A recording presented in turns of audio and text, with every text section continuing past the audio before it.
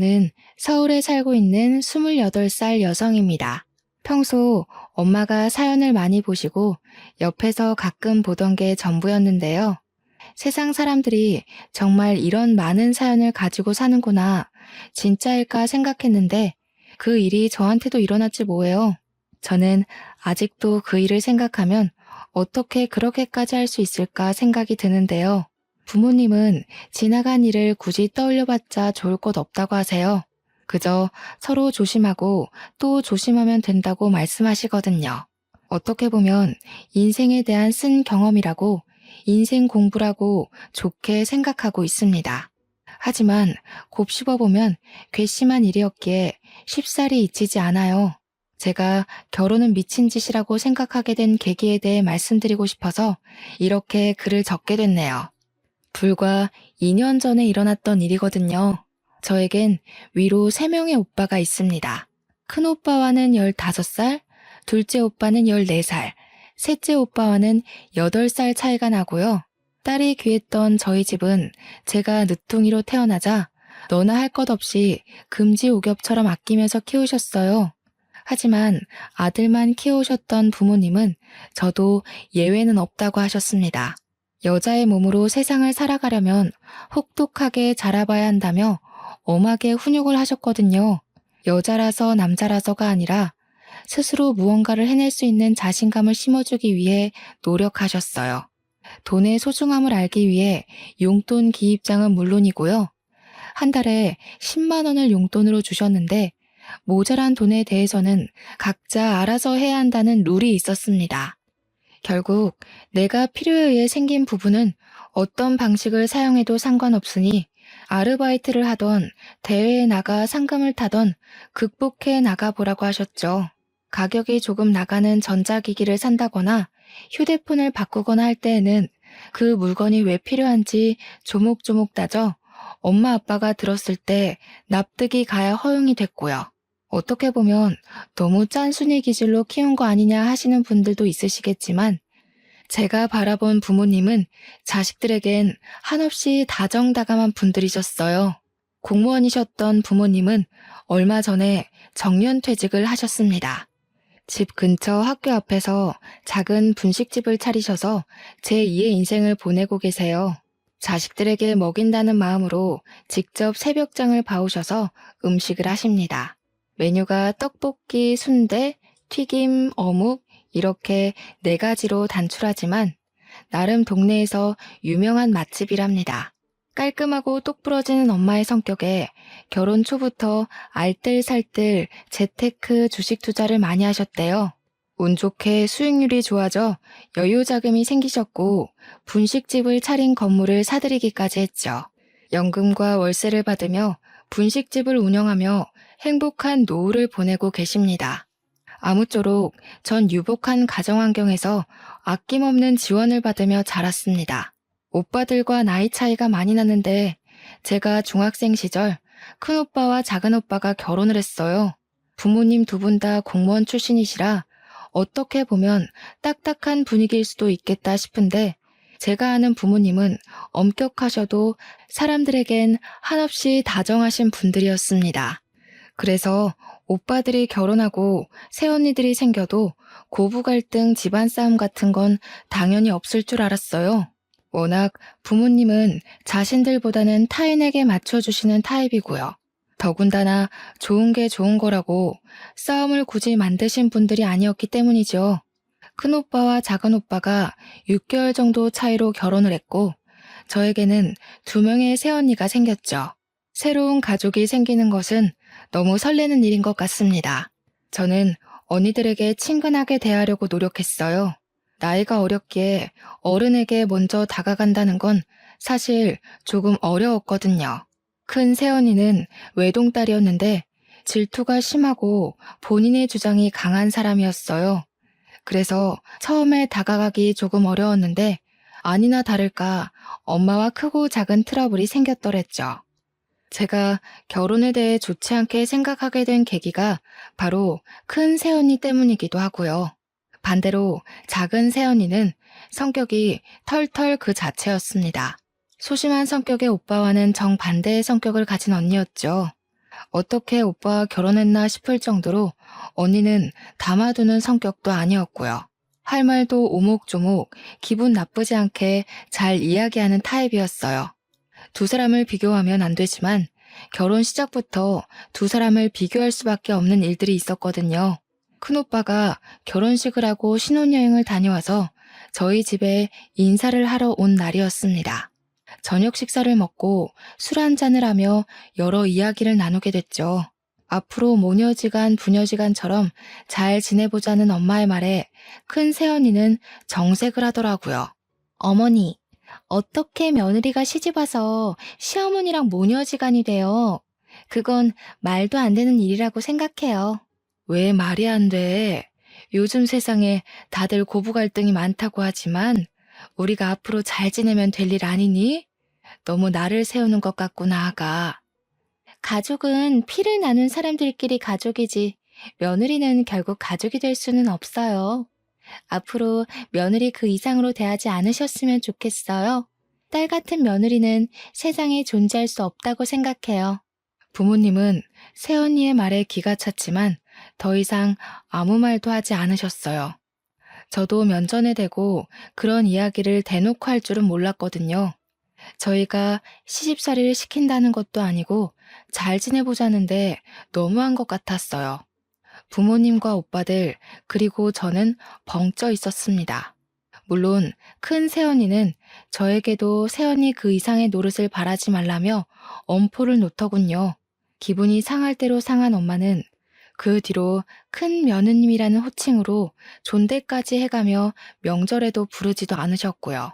부모님은 큰 새언니를 정말 며느리로만 대했고 가족이 아닌 남처럼 행동하셨어요.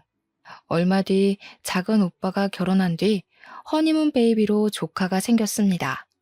평소에 나이 어린 저에게 꼬박꼬박 아가씨라며 살갑게 대해준 둘째 새언니가 조카를 임신했다고 하니 정말 기뻤어요. 공부하느라 힘들지 않냐며 조카를 임신한 상태에서도 힘든 내색 없이 저를 챙겨주었죠. 임신한 뒤에도 자기도 배가 고프다는 핑계로 공부하는 제가 힘들 거라며 가끔 만나서 맛있는 것도 사주고 용돈도 주며 친언니처럼 지냈습니다. 어느 정도였냐면요.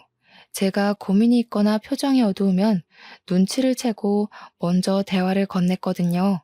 정말 제 친언니가 생긴 것 같았고 엄마와도 모녀지간처럼 잘 지냈습니다. 심지어 시댁인 저희 집을 친정처럼 오며 가며 생활했어요. 큰 새언니에게 대인 상처가 있는 엄마는 작은 새언니를 몹시 아끼며 진짜 친딸처럼 대하셨고요. 임신을 축하한다며 이것저것 보태쓰라며 용돈을 1,000만 원이나 주셨습니다. 아가, 이거 돈 얼마 안 되지만 보태쓰렴. 임신한 몸으로 나라까지 챙겨주느라 내가 다 미안하고 고맙구나. 이걸로 필요한 것도 사고 먹고 싶은 것도 사 먹어. 맨날 나라만 사주지 말고. 어머니, 뭐 이런 걸 다 주셔요. 저희도 돈 벌고 오히려 저희가 더 드려야 하는데요. 나라 아가씨도 아직 학생이고 대학교 들어가려면 돈도 많이 필요한데 그때 보태지 않으시고요.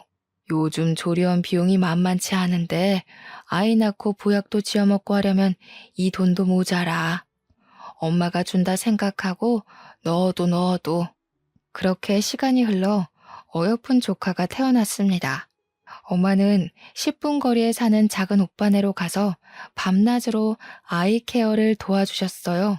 작은 새언니가 혼자만의 시간도 갖고 조금이라도 푹 쉬어야 한다며 저도 가끔은 언니와 조카가 보고 싶다는 핑계로 학교가 끝나면 언니가 좋아하는 달달한 커피와 간식거리를 사서 갔고요. 너무 자주 가서 나중에는 작은 오빠에게 싫은 소리도 듣긴 했지만 저는 정말 행복했거든요. 첫 조카가 태어난 지 100일쯤 됐을 때 큰오빠네도 임신 소식을 알려왔습니다. 엄마가 둘째 새언니에게 돈을 줬다는 소식을 들었는지 큰오빠를 통해서 노골적으로 돈을 보태달라는 티를 내더라고요.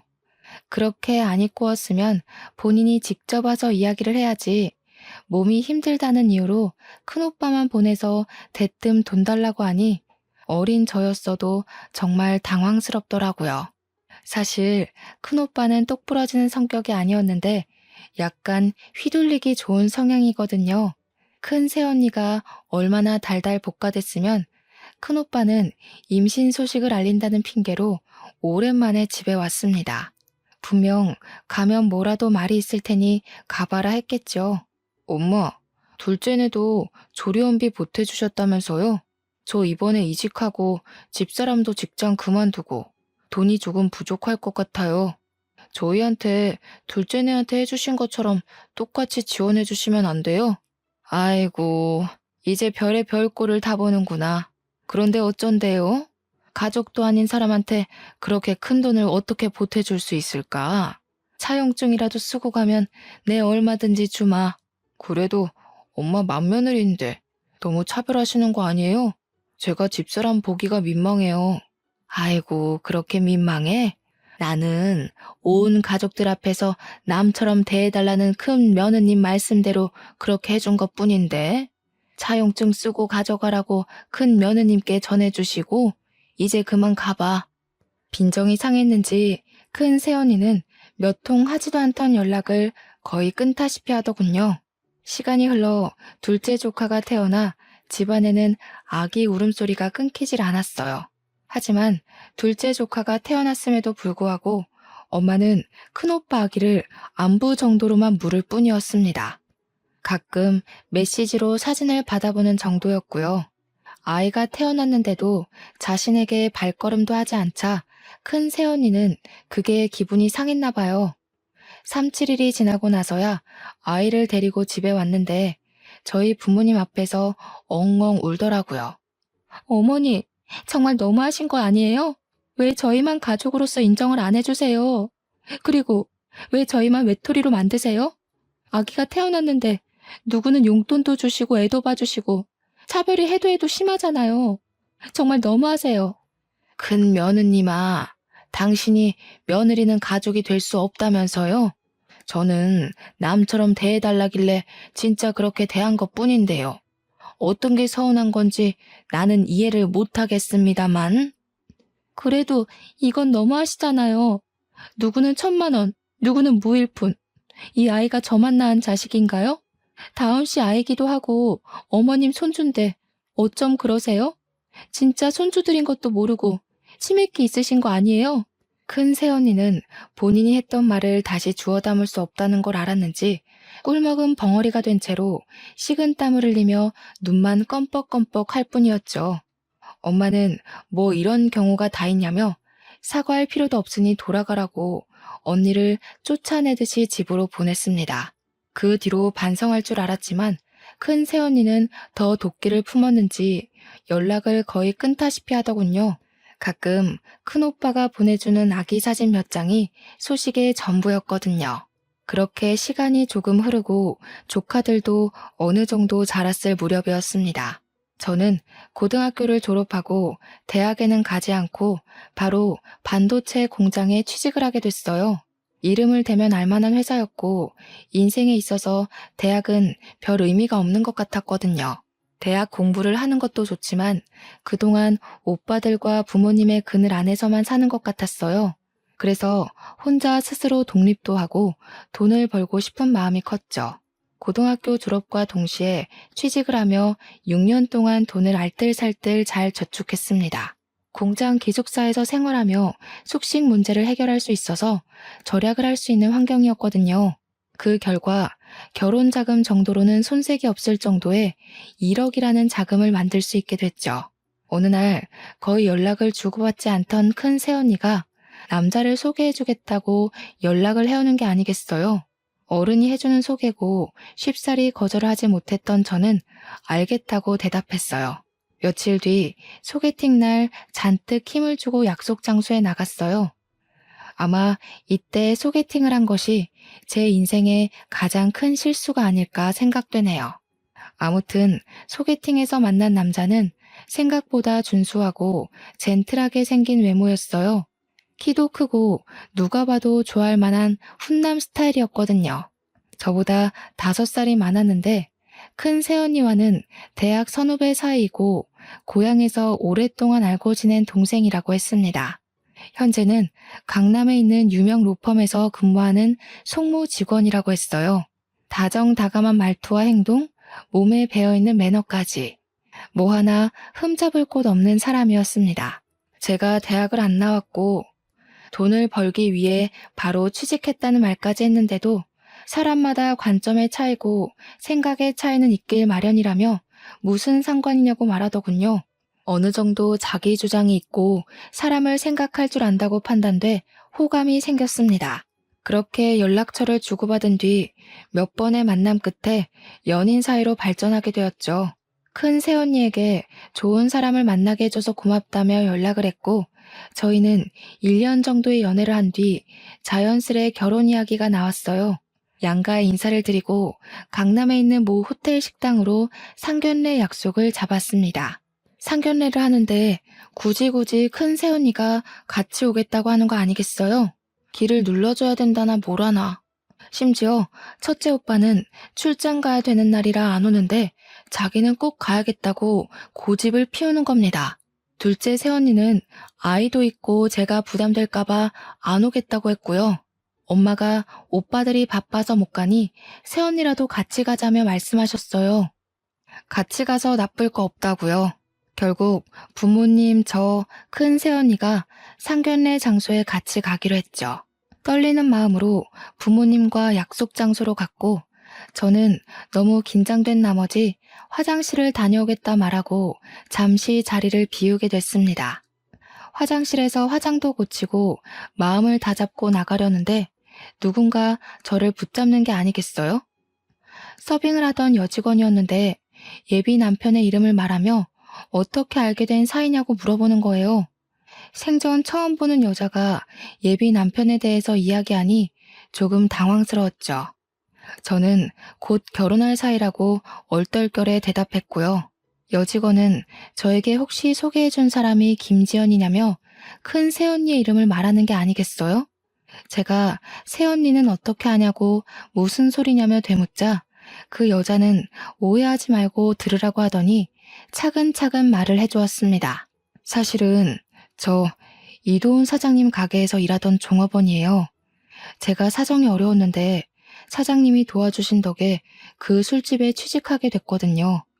이것저것 잘 챙겨주셔서 저도 모르게 마음이 생겼는데 얼마 뒤 애인이라며 김지연 씨를 데리고 왔어요. 네? 도훈 씨는 로펌 송무 직원인데요. 다른 사람이랑 착각한 거 아니에요? 그쪽이 잘못 알고 있어요. 그 사람 5년 전부터 대학가 근처의 술집 사장이에요. 그쪽 새언니랑 연인 관계였고 제가 직접 둘이 모텔을 들어가는 것도 봤다고요. 제가 알고 있다는 걸 눈치챈 그 이후로 저를 단칼에 자르더라고요. 이후에 일하게 된 곳이 여기 호텔 식당이고요. 증거 있어요? 거짓말 마세요. 사람 잘못 보셨겠죠. 도훈 씨가 그럴 리가 없어요. 무슨 근거로 이런 말씀을 하시는 거죠? 제 말을 믿는 게 좋을 거예요. 제가 그쪽 인생 구해주는 거라고요. 방금 5분 전에도 그 남자가 저한테 뭐라고 그랬는지 아세요? 옛날 기억은 다 잊으라고. 지금 중요한 자리니까 입 함부로 놀렸다가 너 죽고 나 죽는다며 입 닫으라고 협박했어요. 제 말이 안 믿기시면 방금 녹음한 것도 있는데 한번 들어보시던가요. 종업원은 저에게 사진과 동영상 그리고 녹음 파일을 들려주었어요. 저희 방에 음식을 가져다 줄 때 예비 남편은 종업원 얼굴을 확인하고 서둘러 화장실에 가서 아는 체 하면 가만 안 둔다고 협박까지 했다더라고요. 혹시 몰라서 휴대폰 녹음 앱을 켜두고 있었고요. 녹음 파일 들어봤는데 진짜 제 예비 남편 목소리가 들리는 게 아니겠어요? 모든 사실이 진짜라는 것을 알게 되고 전 다시 상견례하는 자리에 착석했죠. 신경을 곤두세우고 있던 탓일까 마음을 조금은 가라앉힐 틈도 없이 둘의 미묘한 눈빛을 읽게 됐고요. 왜 큰 새언니가 굳이 제 상견례 자리에 따라오겠다고 고집을 피웠는지 이해됐죠. 그리고 뻔뻔하게 제가 둘의 관계를 모른다고 생각했는지 어른들 몰래 둘이서 테이블 밑으로 손까지 잡더라고요. 아, 종업원 말이 다 맞았구나 싶었습니다. 너무 기가 막히고 황당한 사실을 접한 것도 모자라 제 눈으로 확인하다니요. 아니겠지 하고 다시 보니 서로의 눈에서 달콤한 꿀이 뚝뚝 떨어지고 있는 게 아니겠어요? 둘의 관계를 눈앞에서 목격한 저는 머리를 망치로 한 대 얻어맞은 기분이었습니다. 아무리 각자 모은 돈으로 양가 보탬 없이 결혼했다 하지만 요즘엔 잘해줘도 못해줘도 욕을 먹더라고요. 그래서 내가 조금은 가볍게 설명을 드리려고 인쇄해 왔어요. 어머니, 이게 다 혼수 목록인가요? 혼수도 저희가 알아서 드린다고 했는데 다른 크게 필요한 알이 생기면 그때 도움을 받아도 될 것 같거든요. 말씀은 과하지만 혼수 비용이 3천만 원이나 드는 건 너무 과하다고 생각해요. 양가 부모님, 예비 남편이 있는 자리에서 애써 표정 관리를 했습니다. 주먹을 꽉 쥔 채 최대한 말을 아끼며 꿀먹은 벙어리처럼 앉아있을 뿐이었죠. 그저 물만 마실 뿐이었죠. 식사가 어느 정도 마무리되고 신혼집과 혼수에 대해 이야기를 할 때 저는 도저히 참을 수 없더군요. 애초에 서로 욕심을 내자는 취지였는데 혼수로 3천만 원이라뇨. 더군다나 조금 전 저에게 닥친 일까지 모두 생각이 났고 화가 나 테이블을 콱 내리치며 이 결혼은 없던 걸로 하겠다고 이야기했습니다. 제가 갑자기 결혼을 하지 않겠다고 말씀드린 점 대단히 죄송하게 생각합니다. 하지만 양가 부모님들께서도 알지 못하셨나 봅니다. 제가 하는 말로는 부족할 것 같아 보여드리려고요. 지금 휴대폰으로 보내드렸으니 확인해 보시겠어요? 납득이 가실 거예요. 어른들 앞에서 이게 버릇이냐며 따져 묻는 부모님과 예비 시부모님에게 휴대폰으로 사진과 동영상을 모두 보내드렸어요. 그리고 그 여자가 들려준 녹음 파일을 켰죠.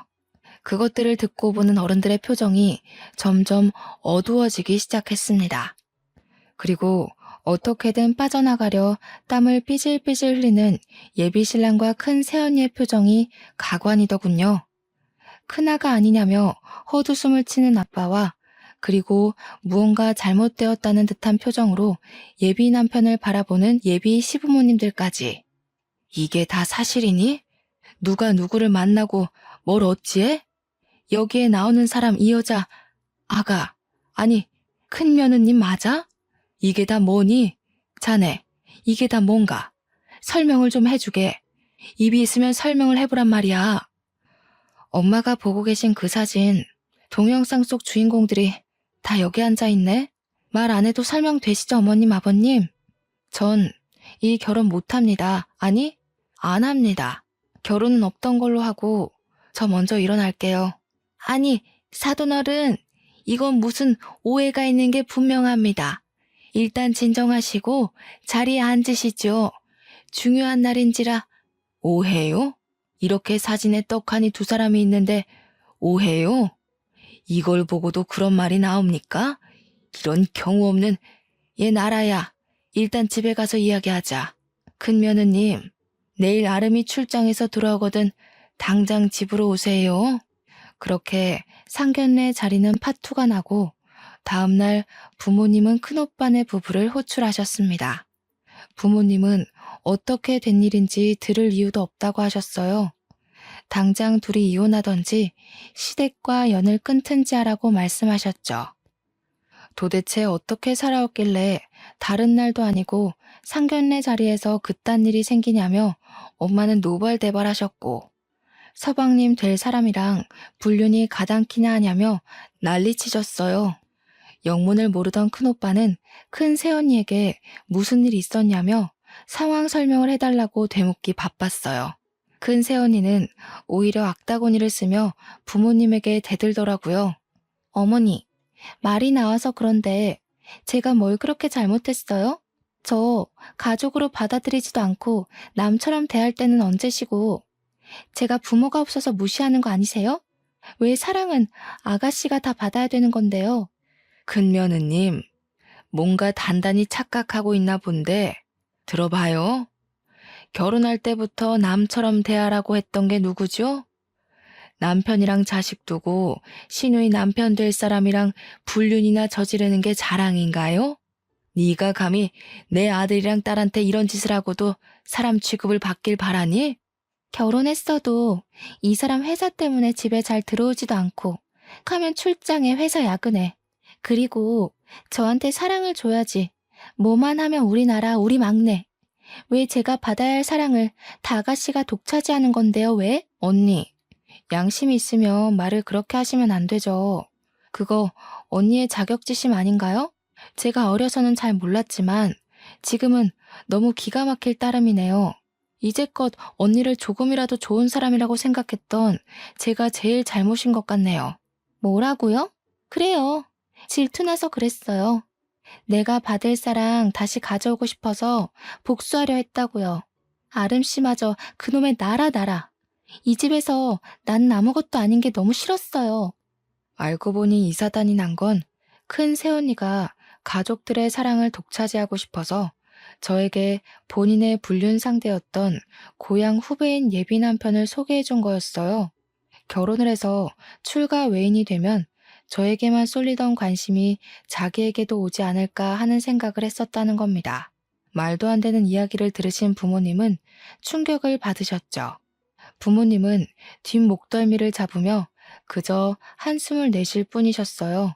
저는 아무 말도 없이 서 있다 화가 치밀어 무릎 꿇고 앉아있는 큰 새언니의 뺨을 후려 갈겨버렸습니다. 말릴 틈도 없이 이루어진 저의 돌발 행동에 순식간에 집안은 살얼음판이 돼버렸죠. 저는 그 자리에서 분노에 차 소리를 쳤습니다. 아까도 말했지만 일말의 양심이라도 남아있다면 오빠랑 이혼하세요. 그리고 지금 나한테 저지른 죄값, 감옥에 가던 무릎을 꿇고 빌던 죄값 달게 받아요. 아니면 새언니랑 큰오빠가 우리랑 인연을 끊던지 새언니가 알아서 기어나가던지 뭐라도 하지 않으면 내가 새언니 무너뜨릴지도 몰라. 알겠어? 큰오빠는 표정이 굳은 채로 언니와 이혼하겠다며 말하고 자신이 알아서 해결할 테니 걱정 말라며 큰 새언니를 끌고 밖으로 나갔습니다. 너무 화가 나 주체가 되지 않는 감정에 어찌할 수가 없던 저는 방에 틀어박혀 분노가 섞인 눈물을 흘릴 뿐이었어요.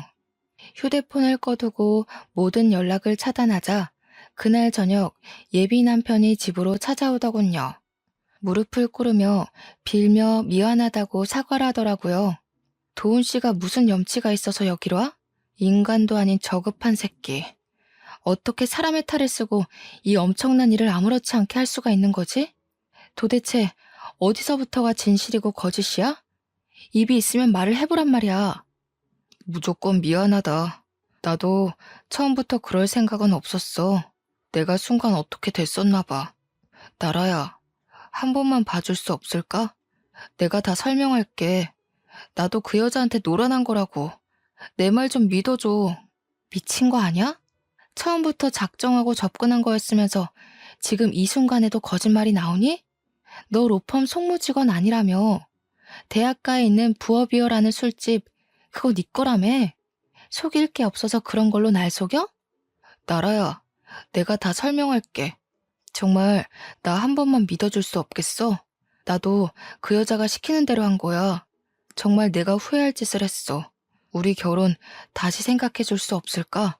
내가 이렇게 무릎 꿇고 빌게. 그만하고 가. 한마디만 더 하면 경찰에 신고해버릴 테니까. 큰 소리 낼 기운도 없으니까 그만 가라.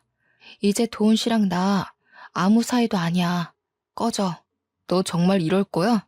내가 전부 다 설명한다잖아. 우리 사랑했잖아. 미안하다고 계속 사과하잖아. 내 말 안 들어줄 거니? 그 시간들이 너무 아깝지 않아? 그만 가라고 했어. 나도 더 이상은 참지 않아. 그리고 아깝지 않냐고?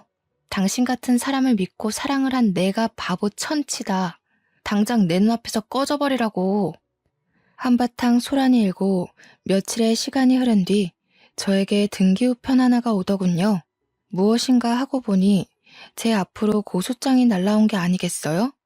알고 보니 욕설로 모욕을 주며 폭행을 했다는 이유로 5천만 원의 정신적 피해 보상을 요구한다며 큰 새언니와 예비 남편이 절 고소한 거였어요. 저는 그 길로 새언니를 찾아갔죠. 처음에는 문을 열어주려 하지 않길래 문을 부숴서라도 들어간다며 악다구니를 쓰니 열어주더군요. 아무것도 눈에 보이지 않던 저는 눈앞에 새언니가 나타나자마자 머리채를 휘어잡았죠. 이 미친년아, 네가 그러고도 사람이야? 네가 어떻게 나한테 이럴 수가 있어.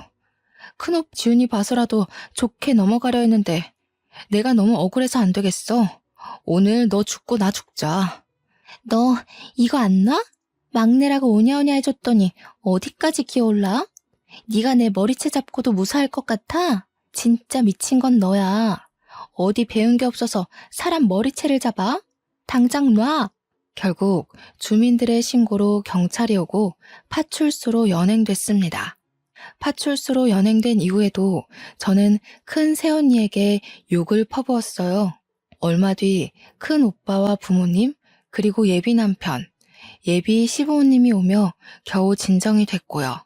예비 남편과 예비 시부모님은 무릎을 꿇으며 저에게 미안하다 사과하셨습니다. 큰오빠까지 조카를 봐서라도 자신을 봐서라도 한 번만 조용히 넘어가자며 저에게 부탁을 했어요.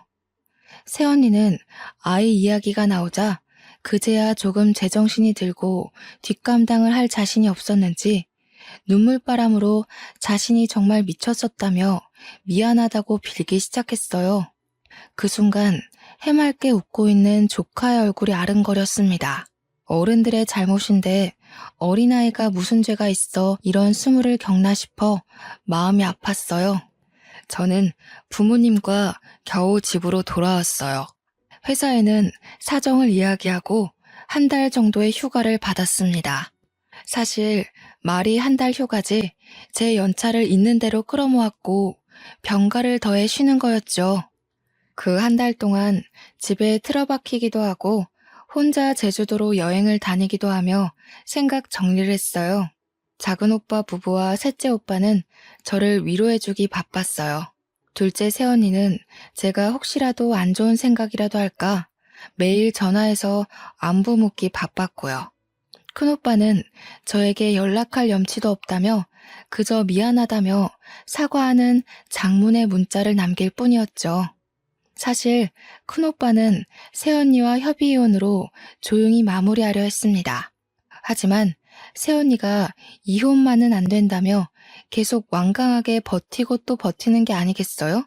마음이 약했던 큰오빠는 그 상황에서도 아이 때문인지 쉽사리 결정을 내리지 못했어요. 큰 새언니는 집을 나가지도 않고 버티며 아무 말도 아무런 행동도 하지 않았고요. 저희 가족 모두가 답답해하며 속만 썩혀가던 그때 이 상황을 해결해줄 구세주가 나타났습니다. 바로 둘째 새언니였어요. 둘째 새언니는 할 말이 있다며 저희 집으로 온 가족을 모이게 했죠. 자신이 나설 일은 아니지만 가족의 평화를 위해 조금 설치겠다고 하며 말을 하기 시작했어요. 큰오빠가 윗사람인데도 화가 잔뜩 난 표정으로 오빠를 다그쳤죠. 아주버님, 제가 뭐라 판단해드릴 건 아니지만 말씀드리고 싶어요. 아이와 가족들을 생각해서라도 빨리 결단을 내리셔야 해요. 그 정도 결단력도 없으면 인생 살면 안 됩니다. 누구의 아들, 누구의 오빠이기 전에 부끄럽지 않은 아빠가 되셔야죠. 재수씨, 내가 재수씨 볼 면목이 없어요. 정말 부끄럽습니다. 솔직히 어떻게 해야 할지 모르겠어요. 나라한테 한 짓 생각하면 찢어 죽여도 모자란데 아이가 있으니 쉽사리 판단이 되질 않아요. 우리 생각 말고 형이랑 지훈이만 생각해. 근데 나는 미래를 위해서는 이혼을 하는 게 맞는다고 봐. 솔직히 같이 살 수 있어? 나라한테 그런 짓까지 했는데 더군다나 바람까지. 애 엄마로서도 며느리로서도 빵점이야. 그러면 안 되는 거였다고. 이혼 소송 진행은 제가 맡아드릴게요. 상간남 소송도 가능한 거 아시죠? 원만하고 깔끔하게 협의 이혼을 하는 게 제일 좋은 방법이지만 저쪽에서 가만히 있질 않으니 저희도 응당한 대가를 치르게 해줘야 한다고요. 나라 아가씨 생각해서라도 제가 그냥은 못 넘어가겠네요. 그러고 둘째 새언니는 상견례 이후 있었던 일을 부모님께 말씀드렸어요. 부모님은 그런 일이 있었으면 진작에 말을 하지 그랬냐며 절 나무라셨죠. 어머님, 아버님, 제가 집안일에 괜히 나선다고 한 건 다 나라 아가씨를 위하는 마음 하나였어요. 어렸을 때부터 봐왔던지라 더욱 특별하거든요. 형님이 저희를 얼마나 속인 건지, 저희가 모르는 무언가가 더 있는지 제가 직접 알아볼 겁니다. 소송도 직접 진행할 거고요. 너무 걱정하지 마세요. 며칠 뒤 둘째 새언니는 저를 데리고 갈 데가 있다며 차에 태워 어디론가 갔어요. 정말 마주치고 싶지 않았지만 둘째 새언니 손에 이끌려 도착한 곳은 큰오빠 집이었습니다. 예상치 못한 방문에 표정이 굳은 큰 새언니는 저희에게 돌아가라고 했지만 둘째 새언니가 문을 열지 않으면 시끄러워질 거라고 하자 결국 열어주더라고요. 집 안으로 들어서자마자 둘째 새언니는 큰 새언니를 바닥에 쓰러뜨리며 멱살을 잡은 채 소리쳤어요. 네가 감히 우리 아가씨를 우습게 봤어? 얼마나 얕봤으면 그딴 짓을 해? 내가 가만두지 않을 거예요. 형님, 신고하려면 하세요. 오늘 형님이 죽나 내가 죽나 한번 해봅시다. 이윽고 두 여자가 바닥에 뒤엉키며 격한 몸싸움으로 번졌어요. 급작스러운 상황에 저는 언니들을 말리기 바빴습니다. 결국 오빠들에게 호출 후 막내 오빠까지 와서 뜯어말린 뒤에야 진정이 됐죠. 큰 새언니는 경찰에 신고할 거라며 손해배상을 요구하겠다면서 악에 받쳐 소리치기 시작했고요. 둘째 새언니는 신고하라고 아기 엄마 된 도리로 적어도 불륜은 아니지 않냐며 애한테 쪽팔리지도 않냐고 사람들 고생시키지 말고 각자 갈 길 가라고 소리쳤어요. 우리 착한 막내가 아무것도 못하고 있는 것 같아서 언니 된 도리로 대신 때려줬다고 하면서요. 그 와중에도 아무 말도 못하고 서 있던 저는 오히려 미안해지기 시작했습니다. 큰오빠는 결국 불륜을 이유로 큰 새언니를 유책 배우자로 이혼 소송을 진행했습니다. 동시에 예비 남편을 상간남으로 고소했고요. 변호사였던 둘째 언니가 직접 소송을 맡았고 제가 갖고 있던 사진, 동영상들이 결정적인 증거가 되어 양육권과 친권은 모두 큰오빠가 가져올 수 있었습니다.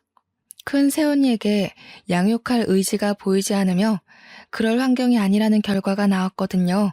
동시에 큰 새언니는 큰오빠에게 3천만 원의 위자료를 주게 되었고요. 조카에게는 큰 상처를 주게 된 것 같아 마음이 쓰이더라고요. 너무 미안해하지 마. 우리는 응당한 대가를 치른 거야. 네가 죄책감 가질 필요 없어. 상황이 이렇게 돼서 내가 오히려 미안해야 할 부분이지. 결과가 어찌 되었든 그 상황이 길어져봤자 서로 좋을 건 없어요. 결론을 하루라도 빨리 봐야지. 안 그럼 우리 나라 아가씨 마음 고생하다 죽을 것 같아서 제가 무례를 범했네요. 사과드려요, 아주버님. 큰오빠가 이혼을 하며 부모님은 한숨을 쉬며 어렵사리 말을 꺼내셨습니다. 아름아, 내 이렇게까지 하기는 싫었다만 이혼을 하는 마당에 뭐 하나라도 확실하게 해두는 게 좋을 것 같아서 말이다. 혹시 모르니 친자 검사를 해보지 않으련? 미안하구나. 미안하실 것 없어요. 저도 친자 검사 생각하고 있었습니다. 서로 불신만 쌓일 바에는 확실하게 해두는 게 저도 좋아요. 며칠 뒤 유전자 검사 결과가 나왔고 다행히 큰오빠와 조카는 친자 관계가 성립했어요. 지금 보니 새언니가 했던 말 중 거짓말이 아닌 유일하게 진실한 부분이었네요. 이혼 후 큰오빠는 조카를 부모님께 잠시 맡기고 일부러 해외 지사에 근무 신청을 해서 싱가포르로 떠났습니다. 둘째 새언니는 조카가 외로움을 느끼지 않게 살뜰히 챙겨주었어요. 나라 아가씨, 나예요. 아직도 내가 많이 밉죠? 아마 그 감정 오래 갈 거예요. 아가씨를 처음 봤던 그날부터 지금까지 나는 아가씨를 그저 부러워만 했던 것 같네요. 식구들의 사랑을 독차지하는 아가씨를 보면서 나도 저렇게 사랑받고 싶다는 생각이 간절했었어요. 나도 어릴 때 부모님이 일찍 돌아가셔서 그런가 사랑이 많이 고팠나 봐요. 그러면 안 되지만 나한테는 아가씨가 방해만 되는 것 같아 솔직히 아가씨가 많이 미웠어요.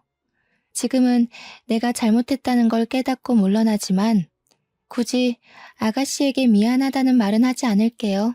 그동안 고마웠고 앞으로 좋은 사람 만나 잘 살길 바래요. 이 못난 큰 새언니, 아니 저를 훗날에 다시 만난다면 스쳐 지나가도 모른 척 해주세요. 잘 지내요. 큰 새언니는 이혼 후 저에게 처음이자 마지막으로 장문의 문자를 남기고는 그 뒤로 연락이 두절되었어요. 어디서 사는지 무얼 하며 사는지 알 수가 없더라고요. 큰오빠의 말로는 프랑스로 건너가 새로운 일을 시작할 것 같다고 하더라고요. 그렇게 사건은 마무리가 되었습니다. 저는 충격의 여파로 인해 잠시 방황을 했는데요. 휴가 기간 동안 결국 공장을 그만두고 1년 동안 백수로 살았어요. 아무것도 하지 않고 책과 텔레비전을 보며 집에 처박혀 있어 보기도 하고 제주도에서 한 달 정도 살아보며 생각 정리도 하고 어느 날은 하루 종일 미친 듯이 운동을 하기도 하며 지친 심신을 달래기 바빴죠. 더 이상 이렇게 살면 안 될 것 같고 내 인생이 너무 낭비되고 있다는 생각이 번쩍 들었어요. 부모님과 다른 가족들을 생각해서라도 이러면 안 되겠다 생각했죠. 어느 정도 마음 정리를 끝내고 국내에서 알아주는 반도체 회사에 하청업체에 원서를 넣어서 한 번에 합격했습니다. 똑같은 공장 생산 라인 업무였지만 이전에서 근무했던 경력을 인정받았어요. 전 그동안의 상처를 잊기 위해 누구보다 열심히 일에만 몰두하게 되었고 2년 동안 근무 평점을 좋게 받아 본사 사무직으로 전환될 기회도 얻을 수 있었습니다. 그러다가 운이 좋게 반도체 회사에서 우리 업체의 직원을 추천해달라는 협력 공문이 들어왔는데요. 부서 팀장님의 추천을 받아서 서울에 있는 대기업에 입사할 수 있었습니다.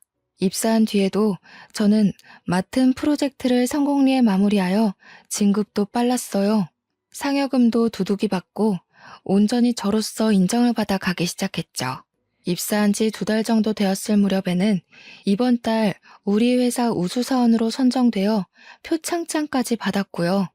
수수한 외모 덕에 회사 홍보 모델도 해보고 재미있게 생활하고 있어요. 비 온 뒤에 해 뜰 날이 온다고 하더니 파혼으로 힘든 시기를 다 지나고 그걸 잊기 위해 열심히 일만 했더니 최근 3년 동안 저한테 좋은 기회들만 찾아오는 것 같아 기분이 좋았어요.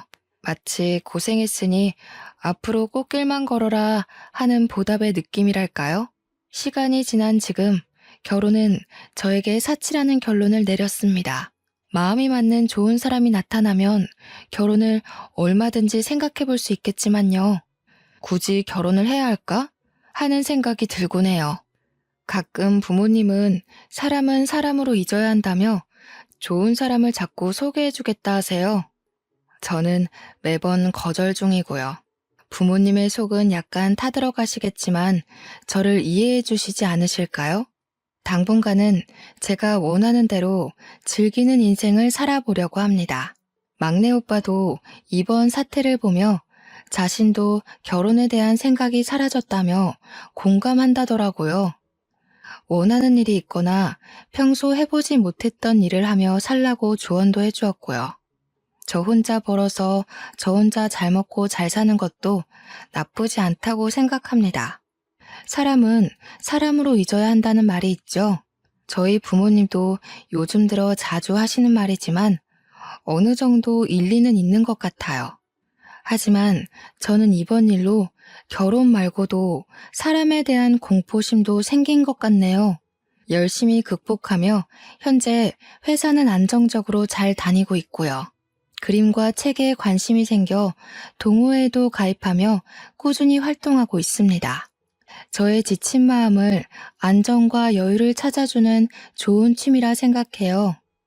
저처럼 이런 기구한 사연이 또 있을지는 모르겠지만 비슷한 사연을 가진 사람이 있다면 슬퍼하지 말고 돌파구를 빨리 찾아 극복해내셨으면 하네요. 나에겐 늘 어두운 일만 생겨 헤쳐나가기 어려울 거야 하는 생각 말고 조금 더 긍정적으로 생각해보면 어떨까요? 나에게 주어진 이 시련들은 훗날 나를 더 단단하게 만들어줄 거야 라고요. 제 사연이 많은 공감과 위로가 되길 원하며 긴 글을 읽어주셔서 감사드립니다.